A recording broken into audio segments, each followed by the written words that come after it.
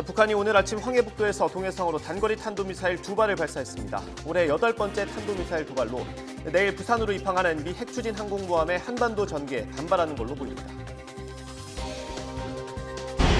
2년 동안 여러 종류의 마약을 상습 투약한 혐의를 받는 배우 유아인 씨가 오늘 아침 경찰에 출석해 조사를 받고 있습니다. 지난해까지 2년 동안 프로포폴 등을 모두 100차례 이상 투약한 혐의로 경찰은 다른 공범이 있는지 집중 조사할 방침입니다. 오늘 새벽 경기도 안산 단원구에 외국인 노동자들이 모여 사는 다세대 주택에서 불이 났습니다. 출동한 소방당국이 40분 만에 불을 껐지만 나이지리아 국적 아이 4명이 숨진 채 발견돼 경찰이 화재 원인을 조사하고 있습니다. 강력한 회오리 바람인 토네이도로 쑥대밭이 된 미 남부 미시시피주에 비상사태가 선포됐습니다. 2개 주에서 최소 26명이 숨지고 수많은 이재민이 발생한 가운데 힘겨운 복구가 시작됐습니다. 뉴스앤 이슈 2부 시작합니다. 합동참모본부는 북한이 오늘 아침 7시 47분쯤 황해북도 중화 일대에서 동해상으로 단거리 탄도미사일 2발을 발사했다고 밝혔습니다. 또 북한의 탄도미사일은 각각 370여 킬로미터를 비행한 뒤 동해상에 탄착했고 이에 대한 세부 재원과 추가적인 활동에 대해서 한미 정보당국이 종합적으로 정밀 분석하고 있다고 전했습니다. 이번 도발은 미 항공모함 전개와 연일 맹비난을 퍼부은 한미 연합 상륙훈련, 쌍용훈련에 대한 반발 성격으로 보입니다. 일본 방위성은 북한이 오늘 발사한 탄도미사일 2발은 모두 일본의 배타적 경제수역 밖에 떨어진 거로 추정된다고 발표했습니다. 방위성은 북한 탄도미사일이 아침 7시 47분과 7시 57분에 각각 발사됐고 2발 모두 최고 고도는 50km, 비행거리는 350km라고 설명했습니다. 국방부는 미국의 핵추진 항공모함인 니미츠함을 포함한 미 제11항모 강습단이 한미동맹 70주년을 기념해 한미 우호협력 증진과 연합방위 태세 강화를 위해 내일 오전 부산 작전기지로 입항한다고 밝혔습니다. 미 제11항모 강습단은 항공모함인 니미츠함과 이지스 순양함 벙커1함, 이지스 구축함인 웨이니 메이어함과 디케이어함으로 구성됐습니다. 항모 강습단은 부산 입항에 앞서 오늘 제주 남방 공해상에서 우리 해군의 세종대왕함, 최영함과 함께 연합훈련의 일환으로 항모 호송훈련, 방공전 등 연합 해상훈련을 실시할 예정입니다. 검찰 수사권 축소 법안에 대한 헌법재판소의 결정을 놓고 여야가 맞붙었습니다. 국회 법제사법위원회에서 여야는 한동훈 장관을 상대로 공방을 벌였습니다. 조금 전 전체 회의에서 오간 발언 함께 들어보겠습니다. 많은 분들한테 물어봤는데 특히 이제 법무부 장관의 청구에 대해서는 거의 각하다라는 의견이 열이면 열이었거든요. 뭐 장관께서 요거 좀 오판을 하신 건지 아니면 어떤 다른 이유가 있어서 그런 건지 요 부분에 대해서만큼은 국민에게 일단은 좀 사과해야 되지 않겠습니까? 위원님께서 열이면 열 물어보셨는데 네. 헌법재판소 9분 중에 4분께서 검사의 청구인 적격도 인정하셨습니다. 그 4분은 거의 10명에 들어가지 않으십니까? 저는 지금 이렇게 입법권 과정에서 위장탈당 같은 위헌 위법이 명확하게 지정된 상황에서 사과는 제가 할 것이 아니라 이번 밀어붙이신 민주당 의원들께서 하셔야 된다고 생각합니다. 분들의 의견은 사과할 의향이 중요하지 않습니다. 없다라는 말씀인 거죠? 제가 사과할 문제가 아닙니다. 사과할 문제가 아니다. 큰일 났네요. 알겠습니다. 마치 미꾸라지 한 마리가 강물을 흐리듯이 국회를 난장판으로 만들었던 이 검수완박에서의 위장탈당, 이것은 더 이상 되풀이돼서는 안 된다고 생각하는데 어떻게 생각하십니까? 헌법재판소가 위장탈당 등 입법 절차에서의 문제점을 분명히 지적했다고 생각합니다.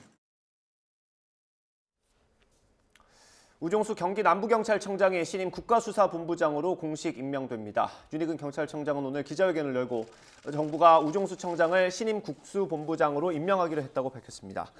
윤 청장은 우 신임 본부장이 경찰 조직에 24년 동안 몸담은 타고난 수사 전문가로서 치안행정 전반에 대한 이해와 조직 내 신망이 높다고 설명했습니다. 우 본부장의 임기는 2년으로 경찰청장으로부터 독립적으로 경찰 수사를 지휘 감독하게 됩니다. 우 본부장은 입장문을 통해 중책을 맡게 돼 무거운 책임감을 느낀다면서 앞으로 경찰 수사에 대해 높아진 국민의 기대에 부응하도록 수사경찰 3만 5천여 명과 함께 최선을 다하겠다고 밝혔습니다. 백현동 개발 알선 대가로 수십억 원을 챙기고 민주당 이재명 대표 재판에서 위증한 혐의를 받는 사업가의 구속 여부가 이르면 오늘 가려집니다. 서울중앙지방법원은 오늘 오전 부동산 개발업자 김모 씨에 대한 구속 전 피의자 신문을 열었습니다. 법원에 출석한 김 씨는 백현동 개발 사업의 특혜를 알선해준 대가로 35억 원을 받았는지에 묻는 취재진의 질문에 아니라고 답했습니다. 하지만 이재명 더불어민주당 대표에게 요청을 받아서 재판에서 위증한 것인지에 대한 질문에는 답하지 않았습니다. 미국 재무부가 이번 주 인플레이션 감축법의 전기차 세액 공제 세부 지침을 발표하는 가운데 우리 기업 입장이 얼마나 반영됐을지 주목됩니다. 우리 정부는 미국 재무부가 지난해 말 공개한 백서에 한국 배터리 업계 입장이 상당 부분 반영됐다고 보고 세부 지침도 백서 내용대로 나오기를 기대하고 있는 걸로 알려졌습니다. 최근 국내에서 소형 화물 전기차가 인기를 끌자 중국의 대표 전기차 업체가 한국 진출을 공식화했습니다. 다음 달부터 출시될 예정인데 기술력이 이미 상당한 수준에 올라 있어서 국내 기업과 치열한 경쟁이 예상됩니다. 보도에 박홍구 기자입니다. 1톤 화물 트럭은 경기가 안 좋을수록 많이 팔리는 서민 자영업자들의 차입니다. 그만큼 가격과 성능에 민감할 수밖에 없는데 최근 들어서는 전기차 모델이 인기를 끌고 있습니다. 차 가격은 4,400만 원이지만 국고보조금과 지자체 보조금, 여기에다 소상공인에게는 국비지원금의 30%를 추가로 지원해줘 거의 절반 값에 차를 살 수 있습니다. 이게 2,350원이니까 2천만 원 빼니까 차값이 일반 기름차 비슷했어요, 작년에. 배터리 용량 때문에 그런 거지 차는 만족해요. 기름차, 디젤차보다는 훨씬 좋으니까. 인기에 힘입어 국산 1톤 전기 트럭은 지난해 3만 5천여 대가 판매됐습니다. 이 같은 실적은 국내 승용차 판매 1위였던 소렌토의 50%가 넘는 양입니다. 지난달에는 봉고와 포토 전기차 모델이 각각 5,000대와 4,800대 이상 팔려 기아에서는 2위, 현대차에서는 3위의 판매 실적을 올렸습니다. 인기가 많다 보니 지금 차량 구매 계약을 맺으면 1년 뒤에나 차를 받을 수 있습니다. 이런 상황에 세계 전기차 판매 1위 기업인 중국의 비아디가 다음 달 국내에 1톤 전기 트럭을 출시할 계획입니다. 국내 대기업과 전략적 파트너십을 맺어 수입과 판매망을 구축하고 AS망까지 갖춰 본격 경쟁에 뛰어드는 겁니다. 보조금도 국내 업체와 차별 없이 같은 기준이 적용됩니다. 연간 20만 대 이상의 주요 시장이기 때문에 이 주요 시장에서의 중국산의 침투율이 과연 얼마나 될지는 그건 이제 시장에 제품이 나왔을 때 소비자의 반응으로 우리가 파악이 가능할 겁니다. 비아디는 1톤 전기 트럭의 시장 반응을 봐가며 전기 승용차 진출 시기를 조절할 것으로 보이는데 올해 안에 현실화될 가능성이 큽니다. 전기 승용차는 트럭이나 버스와 달리 비아디 코리아라는 이름으로 중국 모기업의 정체성을 강조할 것으로 알려졌습니다. YTN 박홍구입니다. 최고 연 15.9% 금리로 100만 원까지 빌려주는 소액 생계비 대출 상품이 오늘 출시됩니다. 금융위원회는 소액 자금을 구하지 못해 불법 사금융으로 내몰리는 저소득, 저신용 차주가 없도록 신청 당일 돈을 빌려주는 제도라고 설명했습니다. 지원 대상은 만 19세 이상 성인으로 신용평점 하위 20% 이하이면서 연소득이 3,500만 원 이하인 사람입니다. 병원비 등 자금 용처가 증빙되면 최초 대출 때 최대 100만 원까지 빌릴 수 있습니다. 정부가 숙박 쿠폰을 지급하거나 대규모 세일 행사를 개최해 소비와 관광을 증진하는 방안을 곧 내놓을 걸로 보입니다. 기획재정부와 문화체육관광부, 농림축산식품부 등 관계부처는 이르면 이번 주 중반 내수 활성화 대책을 발표할 예정입니다.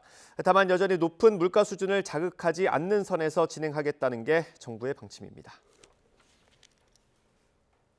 루나와 테라코인 폭락으로 손실을 본 국내 피해자들 중에는 테라폼랩스 권도형 대표가 한국이 아닌 미국으로 보내기를 바라는 이들도 많다고 하는데요.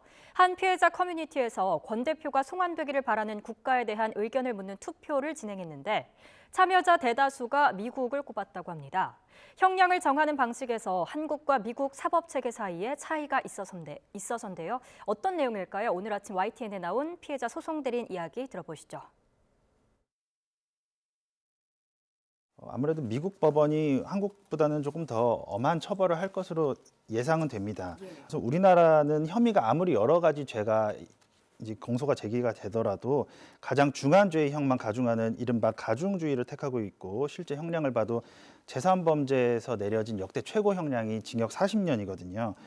그에 반해 미국은 개별 범죄마다 형량을 합산하는 병가주의를 채택하고 있는 데다가 증권 범죄에 대해서 매우 가혹한 형을 부과하고 있어서 이제 간혹 뉴스에 보면 100년이 넘는 선고형이 나오기도 하지 않습니까? 그래서 뉴욕 검찰이 기소한 혐의가 모두 유죄로 인정될 경우에는 이제 100년이 넘는 형의 선고도 가능하지 않을까 그렇게 생각을 하고 있습니다. 다만 이제 국내 송환은 필요하다고 생각이 드는데요. 어떤 부분 때문입니까? 그것은 일단 검찰이 기소해서 이제 뭐 피해자들의 피해 회복을 하는 면에 있어서도 중요하다고 생각이 들고 미국에서 그렇게 이제 우리나라에 얼마나 되는 범죄 수익을 우리나라에게 공유를 할지에 대해서는 정해진 금액이나 비율이 없기 때문에 가능하면 이제 국내로 송환을 해서 국내에서 처리하는 것이 가장 낫다고 보고 있습니다. 환경단체 회원들이 위법을 제보받았다며 세차장에 찾아와 금품을 요구했다는 제보가 YTN에 들어왔습니다.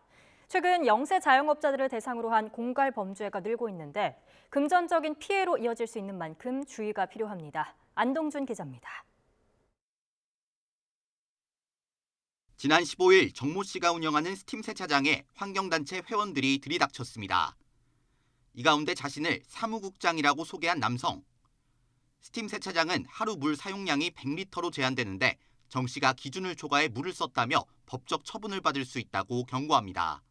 다른 지역에선 지금 경찰관이랑 동행 하에 조사를 하고 있다고 하니까 저는 공무원 쪽에서 국가적인 일을 하는 사람인 줄 알고 처음에 겁을 먹었죠. 개업한 지 석 달도 안 됐다고 소화하는 정 씨에게 사무국장 A 씨는 신고가 들어가는 걸 막을 방법이 있다고 알려주기도 합니다. 저희가 신문사 하나가 있어갖고 그냥 거기 광고를 실으시고 그냥 광고비 쪽으로 해갖고 그냥 이렇게 막 무마하시는 방법이 하나 있을 거고 1년이 500이고요. 약간 뒷면으로 좀 넘어갔을 때 말씀하신 300? 비슷한 시기 인근 지역에서 스팀 세차장을 운영하는 업주들도 비슷한 일을 겪은 것으로 알려졌습니다. 이에 대해 A씨는 세차장 업주가 먼저 방법이 없겠느냐고 묻길래 답해줬을 뿐이고 실제 돈은 받지 않았다고 해명합니다. 그러나 A씨가 소속돼 있던 단체는 명예롭지 못한 행동을 했다며 A씨를 제명했습니다. 지난 5년간 공갈 범죄는 증가하는 추세입니다. 특히 영세 자영업자들의 약점을 꼬투리 잡아 협박하거나 금품을 요구하는 사례가 꾸준히 발견됩니다. 영세 자영업자들의 경우 영업정지나 폐업 처분을 받으면 당장 생업에 지장을 받는다는 점을 노린 범죄입니다. 과거에도 기자나 환경단체를 사칭하며 돈을 뜯어내는 일이 성행했는데 여전히 줄지 않는 겁니다. 코로나19가 확산하던 지난 2021년 9월에는 경기 부천에서 방역수칙 위반 사실을 신고하겠다며 영세 자영업자들을 겁주고 금품을 뜯어낸 일당이 경찰에 붙잡히기도 했습니다. 경찰은 최근 들어 음식점과 공사장, 세차장 등 다양한 영역에서 공갈 범죄가 일어나고 있다며 신고 무마를 대가로 금품을 요구받는다면 먼저 경찰에 알려야 더 큰 피해를 막을 수 있다고 당부했습니다. YTN 안동준입니다. 드라마 더글로리의 흥행, 웹툰의 세계화 등 K 콘텐츠의 위상이 날로 높아지고 있지만 불법 유통 문제가 심각합니다. 국내외를 가릴 것 없이 도둑 시청과 불법 유통이 기승을 부리고 있는데요. 단속이 쉽지 않습니다. 차정윤 기자입니다. 한 영상 스트리밍 사이트에 최신 영화와 각종 플랫폼에서 제작한 드라마, 예능 프로그램들이 한데 모여 있습니다. 온라인 영상 콘텐츠 서비스인 OTT 구독을 하지 않고도 몰래 볼 수 있는 불법 사이트입니다. 지난달 이용자만 1,000만 명, 이로 인한 콘텐츠 업체의 피해 금액은 적어도 4조 9천억 원으로 추정됩니다.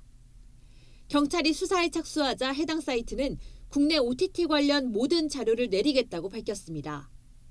하지만 삭제 대상에 영화나 지상파와 케이블 드라마, 해외 OTT는 빠져 있어 접속 주소를 우회하며 운영을 계속할 것으로 보입니다. 그동안 몇 년 동안에 조치를 했습니다. 가장 이제 할 수 있는 방법이 링크 사이트를 차단하는 방식이라고 볼 수가 있겠는데요. 그렇지만 이런 방식들은 이루어질 때마다 다시 또 재복구가 되는 일들이 반복돼 왔습니다. 수출 효자인 웹툰 업계 역시 불법 유통으로 골머리를 앓고 있습니다.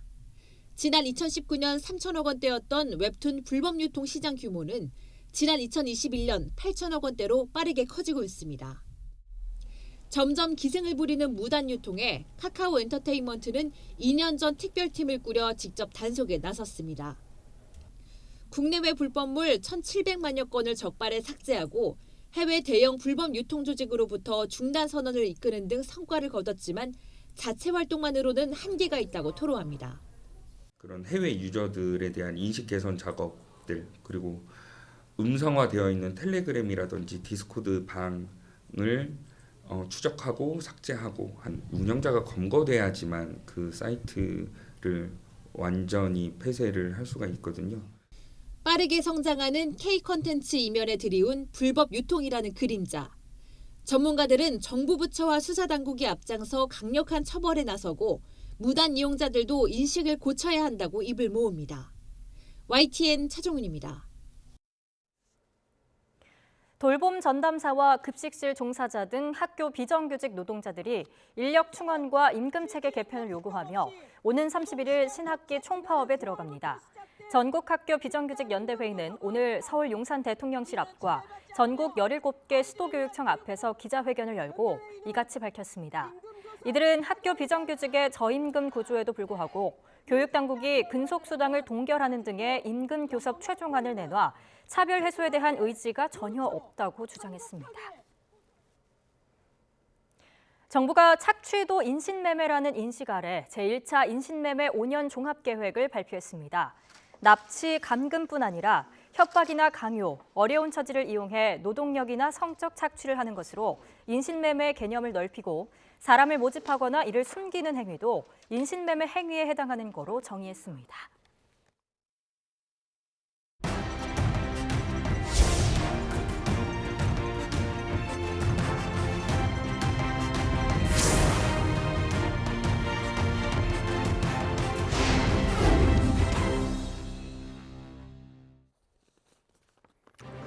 최근 국민의힘의 새 지도부가 꾸려지고 총선이 1년 정도 남았지만 여당의 지지율 흐름은 좋지 않습니다. 이걸 반등시키기 위해서 이른바 이준석계를 등용해야 한다는 주장이 내부에서 나오자 국민의힘 싱크탱크인 여의도연구원 수장에 오른 박수영 의원은 이런 답변을 내놓았습니다. 불가능한 건 없죠. 다 우리 당의 당원들이니까 당원들이라면 어떤 자리든지 발탁을 할 수 있다고 생각합니다. 다만 이제 대통령에 대해서 지나치게 공격을 한다든지 선을 넘은 비난 이런 것들은 안 하겠다는 약속이 있어야 되겠죠. 아니 근데 쓴소리를 안 하겠습니다라고 약속을 한다는 게 이게 가능할까요? 쓴소리는 해야죠. 쓴소리는 하지만 네. 도를 넘는 비난들이 좀 있었지 않습니까? 경선 과정에서 그런 것들은 하지 않고 우리 당의 성공을 위해서 노력하겠다. 이 정도 약속은 정치인으로서 충분히 가능한 게 아닌가 생각합니다. 그럼 막 당직까지도 줄 수 있는? 당직도 줄 수 있고 또 특별위원장 이런 거 많이 있거든요. 청년 특별위원장 이런 맡겨서 그쪽 역할을 하게 해도 되고. 최근 당의 행보를 보면 청년층 지지율이 빠질 수밖에 없다는 비판적인 시각도 있습니다. 이준석계 포용론에 대해서도 진정성을 믿을 수 없다는 겁니다. 권은희 의원의 인터뷰입니다. 포용을 한다라고 하는 게 진정성이 전혀 없다라고 판단이 되어집니다. 포용을 한들 하지 않는들 그 포용을 한다라는 것은 그들의 목소리를 듣고 그들의 목소리에 어떤 의사결정에 힘을 주는 것인데 포용을 한다라는 것이 그냥 단순히 악수하고 사진을 찍는 것 이상의 의미가 없다라는 것이 전당대회 과정이나 그 직후에 어떤 발언들을 통해서 확인이 됐다라고 보여집니다. 민주당 상황도 보겠습니다. 민주당은 이른바 개딸이라고 불리는 강성당원 행태에 고민이 큽니다. 비명계 의원들을 향한 강성 지지층의 공격이 날로 격해지자 정태호 민주연구원장은 이런 평가를 했습니다.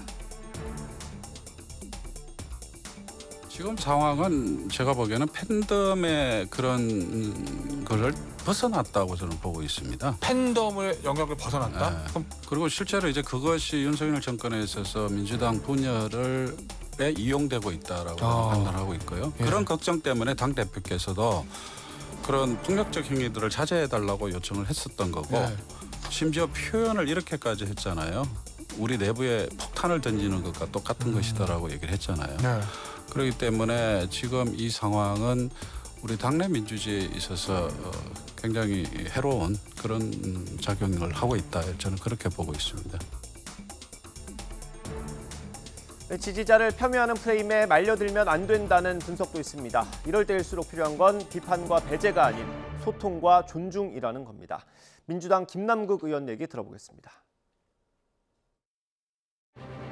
소유주자들은 그런 사람들이 아마 일부일 건데 자꾸만 그 보수 언론과 국민의힘에서 개딸 프레임을 만들어서 민주당 지지자들을 뭔가 비이성적이고 폭력적이고 무지성적이다라는 식으로 이렇게 폄훼하는 용도로 쓰고 있는데 우리 민주당 국회의원들이 민주당 지지자들을 그렇게까지 폄훼하는 프레임에 말려들어서 공격하는 게 함께 비판하는 게 바람직하지 않다고 보이고요. 우리 당원들이 정말 더 국민들이 정말 민주당 국회의원들보다 훨씬 더 진심으로 민주당을 위해서 헌신한 분들이기 때문에 거기에 대한 존중과 더 적극적으로 소통하는 노력이 필요하다고 생각이 듭니다. 알겠습니다. 윤석열 대통령이 국민의힘과 정부 간 협의를 강화하라고 내각에 지시했습니다. 윤 대통령은 법률안과 예산안을 수반하지 않는 정책도 모두 당정 간에 긴밀히 협의하라고 지시했다며 이도훈 대통령실 대변인이 전했습니다. 윤 대통령은 또 협의 과정에서 국민 여론이 충분히 반영돼야 한다고 강조했습니다. 이로써 국민의힘 박대출 신임정책위 의장과 대통령실 이관섭 국정기획수석 사이 정책 공조를 위한 채널이 본격 가동될 거로 보입니다.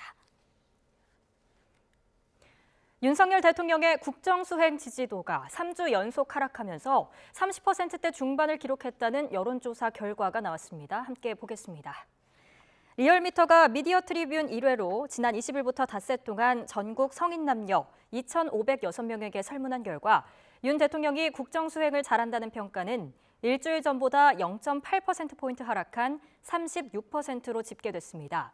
부정평가는 지난주보다 0.8%포인트 오른 61.2%로 나타났습니다.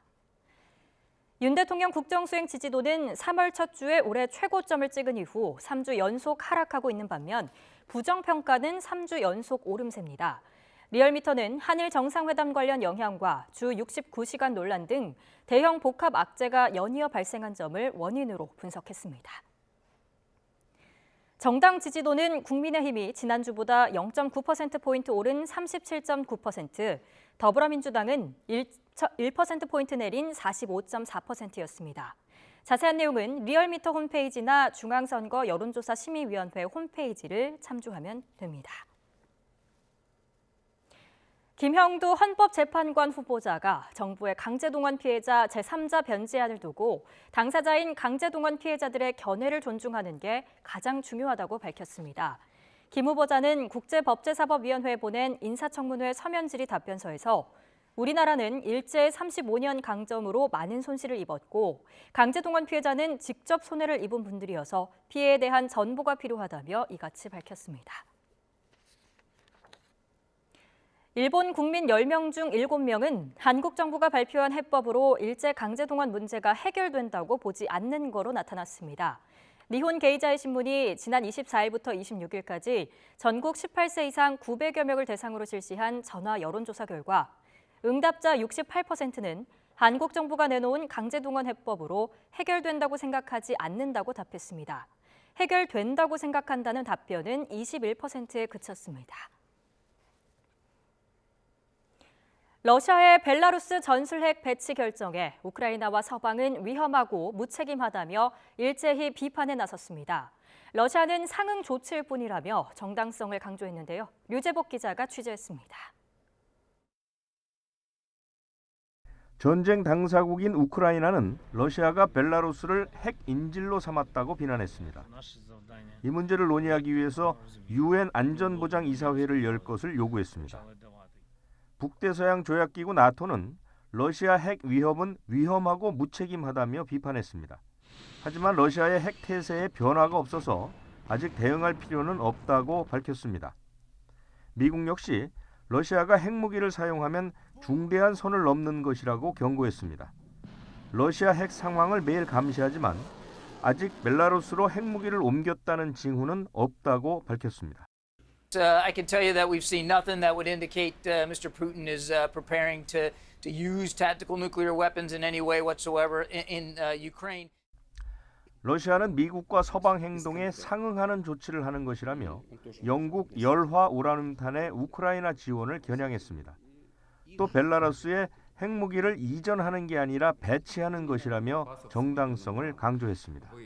Мы договорились, что мы сделаем то же самое, не нарушая своих обязательств, хочу это подчеркнуть, не нарушая своих международных обязательств по нераспространению ядерного оружия. 지난해 10월부터 러시아군의 국경 지역 주둔을 허용한 벨라루스는 여전히 우크라이나 참전 가능성을 부인하고 있습니다. YTN 유재복입니다. 블라디미르 푸틴 러시아 대통령이 최근 시진핑 중국 국가주석을 만나 원자력 분야 협력을 강화하기로 한 것과 관련해 중국과 군사 동맹을 맺지 않을 거라며 기술 분야의 협력일 뿐이라고 주장했습니다. 인테르팍스 통신에 따르면 푸틴 대통령은 현지 시간 26일 자국 TV 방송과 인터뷰에서 우리는 중국과 어떤 군사 동맹도 맺지 않을 거라며 중국과는 군사 기술 분야에서 협력하고 모든 것이 투명하며 비밀은 없다고 말했습니다. 베냐민 네타냐후 이스라엘 총리가 주도하는 우파 연정의 사법 무력화 입법을 공개적으로 반대한 국방부 장관이 해임됐습니다. 이스라엘 총리실은 성명을 통해 네타냐후 총리가 요아브 갈란트 국방부 장관을 해임하기로 했다고 밝혔습니다. 네타냐후 총리가 이끄는 리쿠드당 소속 의원인 갈란트는 텔레비전으로 생중계된 대국민 연설에서 연립정부가 사법정비라는 이름으로 추진 중인 입법을 즉각 중단하라고 촉구했습니다. 이른바 성추문 입막음 사건으로 이르면 이번 주에 기소될 걸로 보이는 트럼프 전 미국 대통령이 텍사스에서 대선 첫 유세 행사를 열었습니다. 자신의 결백을 주장하면서 동시에 바이든 대통령이 사법 권력을 남용하고 있다며 스탈린에 비유했습니다. 워싱턴에서 권준기 특파원의 보도입니다. 전용기에서 내리는 트럼프 전 대통령에게 환호하는 지지자들. 2024 대선 첫 유세에 나선 트럼프 전 대통령은 자신이 역사상 가장 결백한 사람이라며 검찰 수사는 마녀 사냥이라고 주장했습니다. The Biden regime's weaponization of law enforcement against their political opponent is something straight out of the Stalinist Russian horror show. 부당한 수사를 막기 위해선 자신을 대통령에 당선시키는 방법밖에 없다며 지지를 호소했습니다. And 2024 is the final battle. That's going to be the big one. If you put me back in the White House, their reign will be over and America will be a free nation. 성인 배우와의 성추문 폭로를 막기 위해 거액의 돈을 건넨 혐의를 받는 트럼프 전 대통령은 이르면 이번 주 초 검찰에 기소될 것으로 보입니다. 트럼프는 체포서를 흘리며 시위를 종용하고 자신에 대한 기소는 죽음과 파괴를 부를 거라는 SNS 글로 지지자들을 자극해왔습니다. 민주당은 트럼프가 의사당 폭동 사건을 재연하려 한다며 비판에 나섰습니다. Well, the twice impeached former president's rhetoric is reckless, reprehensible, and irresponsible. It's dangerous, and if he keeps it up, he's going to get someone killed. 미국 언론은 웨이코 사건 30주년을 앞둔 곳을 트럼프가 첫 유세지로 고른 점을 주목했습니다. 다윗파로 불리는 사이비 광신도 진압 과정에서 86명이 숨진 대참사가 벌어진 뒤 웨이코는 극단주의자들의 상징 같은 곳이 됐습니다. 트럼프 캠프는 이번 유세와 웨이코 사건은 관련이 없다고 못을 박았습니다. 워싱턴에서 YTN 권윤기입니다. 마크롱 프랑스 대통령이 정년을 64세로 연장하는 내용의 연금 개혁을 강행한 뒤 집권당의 지지율이 크게 떨어진 걸로 나타났습니다. 프랑스 여론연구소가 지난 20일과 21일 실시한 여론조사 결과 총선을 치른다면 누구를 찍을 것인지에 대해 응답자는 26%는 극우 성향인 국민연합 후보를 지지하겠다고 답했습니다. 국민연합 후보에 대한 지지율은 연금개혁 반대 시위가 본격화하기 전인 지난해 11월에 비해 5%포인트 높아진 겁니다. 블룸버그 통신은 연금개혁 강행으로 여기에 적극적으로 반대 목소리를 내온 극우 정당이 최대 수혜자가 됐다고 보도했습니다. 토네이도가 덮친 미국의 소도시는 쑥대밭이 됐습니다. 2개 주에서 최소 26명이 숨진 가운데 힘겨운 복구 작업이 시작됐습니다. 김태형 기자의 보도입니다. 토네이도가 강타한 미시시피의 소도시 롤링포크의 위성 사진입니다. 단정하게 배치되어 있던 주택가와 상업지역은 쑥대밭으로 바뀌어 형체를 찾아보기 어렵습니다. 회오리 바람이 휩쓸고 간 우체국과 관공서도 지금은 흔적만이 남아 있습니다. 드론 영상은 피해 상황을 낱낱이 보여줍니다. 주택과 건물의 지붕들은 파손되거나 통째로 날아갔고 내부도 처참하고 어지러운 모습입니다.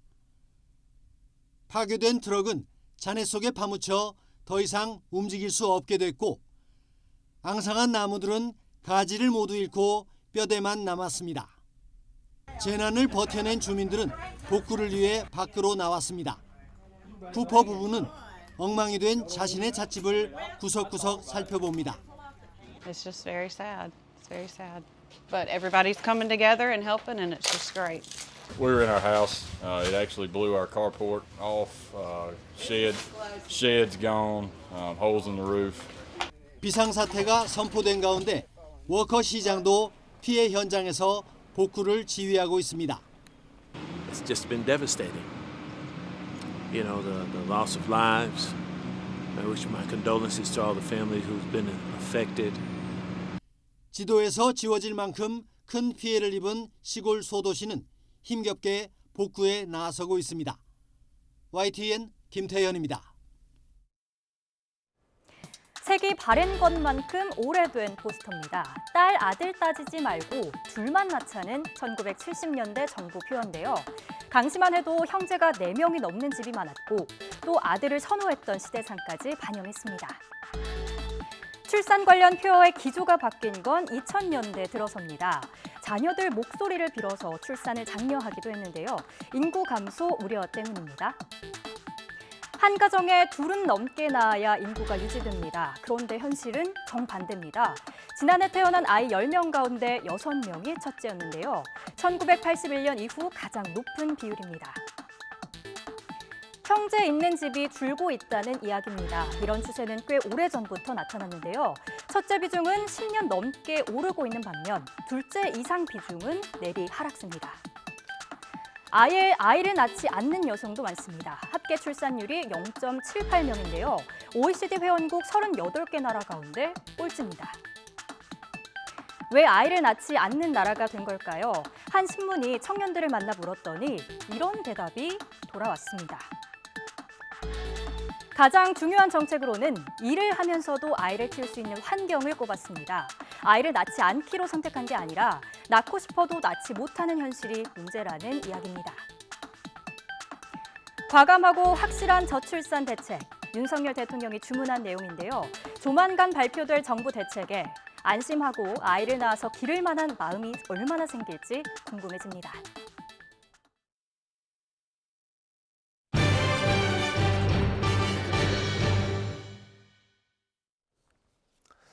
김영미 대통령 직속 저출산 고령화위원회 부위원장이 지난 15년 동안 280조 원을 투입한 저출산 대책은 실패했다고 진단했습니다. 김영미 부위원장은 한국보건사회연구원의 보건복지포럼 3월호를 통해 지난 15년 동안 280조 원의 재정을 투입했지만 결과적으로 초저출산의 추세 반전에는 실패했다면서 이같이 밝혔습니다. 김 부위원장은 정책 공급자인 정부 말고 수요자인 국민 입장에서는 그동안의 정책을 긍정평가하기 어렵고 냉정한 현실 진단과 정책 평가가 필요한 시점이라고 평가했습니다. 새학기부터 시작한 늘봄 학교 운영을 두고 불만의 목소리가 터져나오고 있습니다. 교사와 돌봄 전담사 그리고 학부모까지 땜질, 졸속 운영이라고 비판하고 있습니다. 장하영 기자입니다. 그럼 오늘 퇴근 전에 내가 설계를 먼저 보고 싶은데 제가 5시엔 초등학교에 다니는 아이를 좀 데리러 가야 해서 초등학생들을 8시까지 잘 돌봐줄 수 있는 방책을 마련하라. 윤석열 정부의 국정과제인 초등 전일제 학교. 교육부가 늘봄 학교라는 이름으로 새학기부터 전국 214개 학교에서 시범 운영 중입니다. 하지만 시작 전부터 우려의 목소리가 나왔습니다. 새학기 일주일 전까지 해당 학교 교사들조차 시범 학교인 줄 모를 정도로 너무 급히 추진하는 바람에 공간도 인력도 역부족이었습니다. 딱 일주일 전 2월 21일 전남의 43개 학교가 늘봄학교 시범학교로 선정되었습니다. 늘봄학교를 벼락치기로 준비하여 교사들은 업무 가중을 호소합니다. 이 부분은 저희가 가장 역점을 두는 부분이기 때문에 업무는 상당히 많이 경감될 것으로 생각하고 있습니다. 교육부는 이렇게 말했지만 돌봄 행정에 투입한다는 공무원 120명을 현장에선 체감할 수 없다는 반응입니다. 늘봄학교 부장이라는 듣도 보도 못한 새로운 보직을 만들어 탄력 근무제를 적용해주겠다고 합니다. 교사가 퇴근 시간 이후에 운영될 방과후 프로그램과 저녁 돌봄 업무를 담당하게 하기 위해서입니다. 직접 아이를 맡아 돌보는 돌봄 전담사들의 시름도 큽니다. 아이들이 학교에 머무는 시간은 늘었는데 돌봄 전담사는 절반 이상이 시간제 인력이고 총액 인건비로 증원도 막아놨습니다. 경북에는 전일제 돌봄 전담사가 한 명도 없습니다. 갑자기 시작하니까 교실이 없었습니다. 도서관에 칸막이를 치고 늘봄 아이들과 돌봄 아이들을 분리시키고 늘봄 아이들에게 문제집을 풀게 하는. 모자라는 인력을 보충하기 위해 정부는 자원봉사자와 기간제 교사를 모집하고 지자체의 노인 일자리와 연계하겠다는 계획을 내놨습니다. 학부모는 아이가 부모와 함께 집에 있을 수 있도록 노동 환경을 개선하는 게 먼저라고 말합니다. 전문적이지 않은 일, 봉사로 할 수 있는 일, 이런 정도로 돌봄을 치부하고 이러한 늘봄학교는 돌봄을 하는 자에게도 그리고 돌봄을 맡기는 자에게도 저녁 8시까지 일하라. 애는 우리가 8시까지 학교에서 봐줄 테니. YTN 장하영입니다. 병원 진료를 받은 기록이 없는 만 2세 미만 아동이 2,800여 명인 걸로 확인됐습니다. 국민의힘 이종성 의원이 국민건강보험공단에서 제출받은 자료를 보면 지난 2021년 기준 만 2세 미만 아동 가운데 예방접종을 포함한 진료나 건강검진 이력이 없는 아동은 2,895명으로 나타났습니다. 만 2세 미만 아동은 필수 예방접종을 시작 또는 종료해야 하고 개월수에 따라 영유아 검진도 받아야 하는 만큼 병원 진료 기록이 없다면 아동학대 위험에 놓여 있을 가능성이 있습니다. 구현모 대표의 연임 도전 선언과 중도 하차에 이어 구원 투수로 등판한 윤경림 KT 사장마저 대표이사 후보에서 사퇴했습니다. 재계 순위 12위인 KT 수장 선임이 또다시 지연되면서 혼돈에 빠져든 KT는 내일 긴급 이사회를 열고 사퇴 수습에 나섭니다. 이승은 기자입니다. 지난 2017년 KT가 추진하던 VR 가상현실 사업에 총대를 맸던 윤경림 KT 차기 대표이사 후보. 일반 시민이 VR에 대한 서비스 인지도를 제고를 하고 참여하는 업체들 간의 협력과 소통과 사업 공동 추진을 통해서 산업의 경쟁력이 강화되고 활성화될 것으로 기대를 하고 있습니다. 연임 도전을 선언했다가 중도 하차한 구현모 대표를 대신해 이번엔 KT 경영에 총대를 맬 것으로 기대를 모았습니다. 하지만 국민연금을 내세운 정부 압박에 결국 대표이사 후보직을 공식 사퇴했습니다.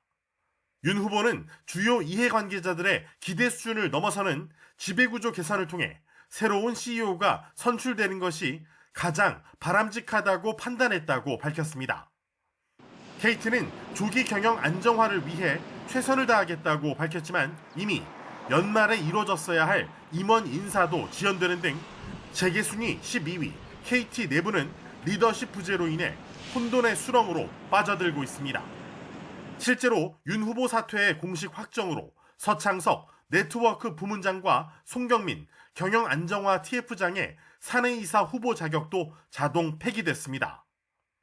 정부가 통신시장 경쟁 활성화를 촉구하며 드라이브를 걸고 있는 가운데 최근 거세진 AI 열풍에 디지털 전환 사업이 산적한 상황에서 중대한 사업 결정을 내리기 어려운 구조가 장기화하고 있습니다. KT 이사진은 긴급 이사회를 열어 윤 후보 사퇴에 따른 공백을 메울 대표이사 직무대리 결정 등 사후 대응 방안을 논의할 예정입니다. 직무대리는 직제상 박종욱 경영기획본부장이 맡을 것으로 예상됩니다. YTN 이승윤입니다. 국민 10명 가운데 1명은 등 부위에 통증을 느껴 병원을 찾은 거로 나타났습니다. 나이가 들수록 환자 비율도 높아졌는데요. 바른 자세를 유지하고 운동하는 게 중요합니다. 신윤정 기자입니다. 61살 홍모 씨는 4년 전 허리를 시작으로 등과 엉덩이까지 극심한 통증에 시달렸습니다. 허리 디스크, 즉 허리뼈에 추간판이 튀어나오며 신경을 자극했기 때문인데 제대로 걷지도 앉지도 못하는 상황이었습니다. 못 움직였어요. 화장실도 못 가고 골반 쪽에 이제 송곳으로다가 이게 막 후벼 파는 듯한 그런 느낌. 홍 씨처럼 몸 뒷면 폭넓은 부위에 통증이 나타나는 증상을 등 통증으로 분류합니다. 척추나 허리, 엉덩이뼈뿐 아니라 위장과 췌장, 신장 등 각종 장기의 문제가 있어도 등의 통증을 느낄 수 있습니다. 꼭 디스크뿐만이 아니라 뭐 척추뼈라든가 아니면 뭐 그쪽에 있는 근육이라든가 인대, 뭐 관절, 뭐 아니면 신경 이런 것들 다양한 조직들이 통증을 일으킬 수 있기 때문에 국민 10명 가운데 1명은 이런 등 통증으로 병원 진료를 받은 것으로 나타났습니다. 지난 2021년 등 통증 질환 진료 인원은 546만여 명으로 4년 전보다 6.6% 증가하며 전체 양방 질환 가운데 5번째로 환자 수가 많았습니다. 환자는 60대, 50대, 40대 순이었는데 40대에서 60대가 전체 진료 인원의 55%에 달했습니다. 잘못된 자세나 근력 저하가 등 통증을 유발할 수 있어서 나이가 들수록 등 통증 발생 위험도 커지는 것으로 지적됩니다. 잘못된 자세라든가 반복된 뭐 부하라든가 뭐 아니면은 외상이라든가 이런 것들에 의해서 발생을 할 수 있기 때문에 그런 것들이 나이가 들면 들수록 더 심해지는 양상을 보이기 때문에 전문가들은 등 통증의 원인이 다양한 만큼 흔한 증상이라고 방치 말고 정확한 진단을 받는 게 먼저라고 조언합니다. 또 평소 바른 자세를 유지하고 빠르게 걷기, 유연성 유지 등으로 근골격계 질환에 따른 등 통증은 예방할 수 있다고 설명했습니다. YTN 신윤정입니다. 커피를 주문했더니 식혜가 나오고 때로는 종업원이 주문 자체를 잊어버려도 당연한 카페가 있습니다. 경증 치매를 앓는 어르신들이 직접 커피를 만들어서 파는 이른바 기억다방인데요. 메시지를 담은 새로운 캠페인으로 주목받고 있습니다. 김근우 기자가 다녀왔습니다. 지난해 10월 치매 진단을 받은 77살 권일선 할머니. 오늘 하루 멋진 바리스타로 변신해 동네 주민들에게 직접 내린 커피를 대접합니다. 많이 며칠 했는데 어제 이제 처음 해보는 게 처음에는 조금 약간 내가 할 수 있을까 했는데 해보니까 뭐 그런 대로 할 수 있을 것 같습니다. 즐겁고 좋습니다. 할 수 있는 자체가 즐겁습니다. 손님을 응대하는 강대균 할아버지도 지난 2018년부터 치매를 앓았습니다. 주문하세요. 블랙커피 하나랑요. 저거까지 하나. 실수할까 봐 걱정을 했는데 선생님들이랑 연습도 많이 했고 이제는 자신 있습니다. 못해도 잘 봐주세요. 반짝 기억다방이라는 이름이 붙은 이 카페는 주문을 받고 커피를 만드는 일까지 모두 치매 어르신들이 도맡습니다. 주문한 것과 다른 음식이 나와도 조금 늦게 나오더라도 자연스럽게 이해하는 게 기억다방의 첫 번째 원칙입니다. 다방을 찾은 주민들은 커피를 주문하기 전 치매에 관한 퀴즈를 풀면서 평소 갖고 있던 부정적인 인식도 바꿉니다. 치매 어르신들이 이게 몸 아픈 것처럼 아픈 거에 한 일종인데 그게 뭐 기억에 잠깐씩 오류가 날 수도 있고 그 정도는 감안을 하고. 초고령 사회를 맞아 갈수록 심각해지는 노인성 치매 문제. 이런 캠페인을 통해 치매 환자라도 사회 구성원으로 잘 활동할 수 있다는 메시지를 전달하는 일이 무엇보다 중요한 이유입니다. YTN 김근우입니다. 우리나라가 국제장애인 기능 올림픽 대회 8번째 종합 우승과 7연패를 달성했습니다. 프랑스 현지 시간으로 오늘 폐회한 제10회 프랑스 메스 국제장애인 기능 올림픽 대회에서 우리나라 국가대표 선수단은 금메달 18개, 은메달 4개, 동메달 9개를 획득했습니다. 이어 프랑스가 금메달 10개, 은메달 11개, 동메달 8개를 얻어 2위, 대만이 금메달 8개, 은메달 9개, 동메달 3개를 얻어 3위를 차지했습니다. 우리나라는 1995년 제4회 호주 퍼스 대회부터 7연패를 이뤘습니다. 1985년 제2회 콜롬비아 보고타 대회에서도 1위를 차지해 종합 우승은 8번째입니다. 쌀쌀했던 아침을 뒤로하고 지금은 공기가 무척 부드럽습니다. 따스한 봄 햇살이 내리쬐면서 기온도 빠르게 오르고 있는데요. 현재 서울 기온은 영상 13도 가까이 올라서 예년 수준을 회복했습니다. 당분간은 오늘 아침과 같은 꽃샘 추위는 없을 것으로 보입니다. 다만 기온이 오름세를 보이면서 일교차가 더 크게 벌어질 전망입니다. 오늘은 전국적으로 맑은 하늘이 함께하고 있습니다. 대기질도 무난해서 미세먼지 걱정도 없는데요. 다만 뚜렷한 비 소식이 없어서 대기는 점점 더 메말라가고 있습니다. 현재 수도권과 강원, 충북 등 중부지방을 중심으로 건조주의보가 발효 중입니다. 최근 화재 사고가 빈번하게 발생하고 있는 만큼 불씨 관리 철저히 해주시기 바랍니다. 오늘 낮 동안에는 꽃샘 추위가 풀리고 어제만큼 온화합니다. 서울 14도, 광주와 대구 16도, 부산 17도까지 오르겠습니다. 이번 주 기온은 상승세를 보이며 봄 기온이 한층 더 짙어지겠고요. 내륙은 맑고 건조한 날씨가 지속할 전망입니다. 3월의 끝자락에서 기온 변화가 무척 심합니다. 이런 날씨에는 감기 등 호흡기 질환에 걸리기 쉬우니까요. 스카프나 여벌의 겉옷으로 체온 조절 잘 해주시기 바랍니다. 지금까지 YTN 원희다입니다. 이상으로 뉴스앤이슈 마치겠습니다. 잠시 뒤에 더 뉴스가 방송됩니다. 시청해주신 여러분 고맙습니다.